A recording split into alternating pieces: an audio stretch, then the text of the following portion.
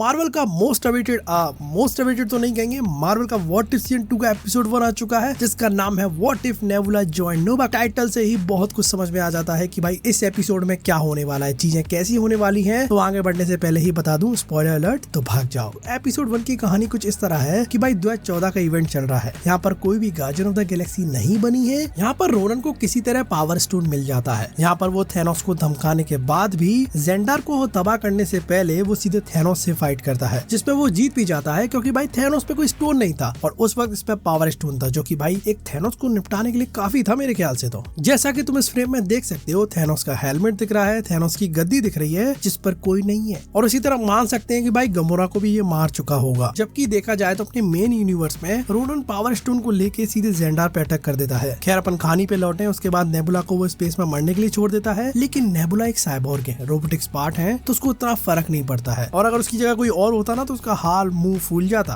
तो नोवा कॉर्प्स ने उसको बचाया और उसको नोवा कॉर्प्स में भर्ती कर लिया और उसने एक ओथ ली कि वो जेंडार की रक्षा करेगी। उसके बाद भाई रोनन जेंडार की तरफ बढ़ता है जहाँ उसकी तबाही देखने मिलती है, लेकिन भाई नोवा प्राइम इनपेनिट्रेबल प्लानिटरी एक शील्ड लगा देती है पूरे जेंडार के चारों तरफ। यानी कि वो प्लेनेट अब पूरी तरह कवर हो चुका था, मतलब कोई अंदर नहीं आ सकता, कोई बाहर नहीं जा सकता, जिससे भाई रोनन का जो शिप है वो अंदर नहीं आ पाएगा। खैर ये शील्ड 50 साल के लिए लग जाती है, जिसको सिर्फ तुम अंदर से खोल सकते हो, लेकिन फिलहाल उसको खोलने का तरीका नोवा प्राइम को भी नहीं पता है। खैर अब जेंडार तो सेफ हो गया है, लेकिन इसी बात को 5 साल बीत चुके हैं। खैर जेंडार के अंदर अब क्राइम बढ़ता जा रहा है और इसी बात पे भैया किसी ने योंडू को भी मार दिया है, अब पता नहीं कौन था। उसके बाद हमको योंडू का याका एरो भी मिलता है जिसमें कुछ इन्फॉर्मेशन होती है जो कि नेबुला के पल्ले नहीं पड़ी, और जो डेटा था उसके अंदर वो किसी भी जेंडार की आर्काइव में उसका जिक्र ही नहीं था। जिसके बाद नेबुला एक पब में जाती है, यहाँ पर तुमको ग्रूट दिखा, रॉकेट नहीं दिखा, लेकिन क्योंकि अगर तुम्हें याद है तो 2014 के वक्त दोनों ही जेंडार के अंदर थे और वहाँ पर योंडू भी था, जिसका मतलब कि ये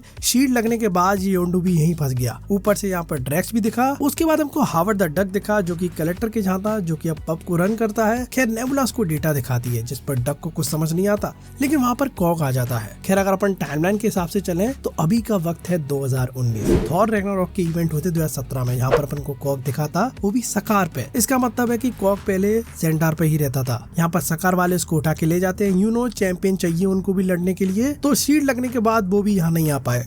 खैर कॉग इस डेटा को समझ जाता है, जिससे हमें पता चलता है वो पत्थर का लौंडा जरूर है, लेकिन भाई दिमाग भी है उस पे। खैर कॉग से पता चला कि ये ओल्ड सिटी वाइड का एक मेन फ्रेम कोर है, मतलब एक ऐसा डेटा कोर है जिसमें हर तरह का डेटा रहता है, जिसमें भाई शील्ड जनरेटर का सोर्स कोड था, जिससे भाई ये सारे लोग बचे हुए हैं क्योंकि इसी के दम पे पूरी शील्ड लगी हुई है। तो एक तरह से देखा जाए तो कोई अंदर का आदमी है जो शील्ड खुलवाना चाहता है और रोनन को यहाँ बुलाना चाहता है, और एक तरह से देखा जाए तो उसी ने योंडू को मारा है। अब नेबुला मेन फ्रेम कोर में जाके उस कोर्स को डिस्ट्रॉय करना चाहती है। उसके बाद नेबुला यॉन रॉक की मदद लेती है, जिसको अगर तुमने नहीं पहचाना है तो मैं तुमको बता दूं, ये बंदा कैप्टन मार्वल मूवी में दिखा था। वहाँ पर ये क्री का लीडर था जो कि भाई जेंडार की जेल में है। उसको वो जेल से छुड़ा लेती है और पहुंच जाती है मेन फ्रेम में। यहाँ पर वो डेटा खुद में अपलोड कर लेती है क्योंकि वो साइबोर्ग है, उसका यही काम है। उसके बाद सब कुछ सही जा रहा था, लेकिन भाई यॉन रॉक ने अपनी औकात दिखा दी। उसके बाद वो पलट जाता है और वो पेन ड्राइव उसके भेजे में लगा देता है, जिससे वो सोर्स कोड उसको मिल जाता है। और उसके बाद बढ़िया ट्विस्ट आता है और हमको पता चलता है कि इन सब के पीछे नोवा प्राइम थी, मतलब कि नोवा कॉस्ट पूरी मिली हुई है। मतलब वही लोग हैं जो शील्ड को खोलना चाहते हैं, रोनन को बुलाना चाहते हैं, और उनको जरूरत थी एक साइबोर्ग की, जो कि इस काम के लिए भाई नेबुला एक बेस्ट ऑप्शन थी। हालांकि ये भी पता चला कि वो लोग क्यों बुलाना चाहते हैं, वो इसलिए बुलाना चाहते हैं क्योंकि भाई नोवा प्राइम ने बात कर ली है, वो जेंडार पे राज करेगी, लेकिन उसकी लीडर वही होगी। तो रोनन के अंडर ये लोग काम करने वाले हैं। जिसके बाद भाई नेबुला को मारने की कोशिश करते हैं, लेकिन नेबुला बचकर हावर्ड द डक के पास पहुंच जाती है। यहाँ ग्रूट और कॉग भी मदद करते हैं उसकी और उसको ठीक कर देते हैं साइबोर्ग तरीके से, वही अपलोड डाउनलोड करके। जिसके बाद भाई हावर्ड द डक पहले तो मदद नहीं करता है, लेकिन जब नेबुला कहती है कि तेरा लाइसेंस बंद हो जाएगा दारू का, जिसके बाद वो भी हाँ में हाँ कर देता है। इससे एक बात समझ में आ चुकी है कि हावर्ड द डक दारू का बिजनेस बंद नहीं होना चाहिए उसका। खैर हावर्ड, ग्रूट, कॉग सब सूटअप कर लेते हैं। जिसके बाद हमको नेबुला योंडू का याका एरो भी पहन लेती है। जिसके बाद भाई हमें याका एरो का जलवा देखने मिलता है। जिसके बाद भाई हमको ग्रूट का वही एक्शन देखने मिलता है जो कि हम ऑलरेडी अपने लाइव एक्शन में देख चुके हैं, तुम देख सकते हो। तो फाइनली भैया यहाँ पर नेबुला नोवा प्राइम के यहाँ पहुंच जाती है। यहाँ पर नोवा प्राइम शील्ड खोल देती है जिससे भाई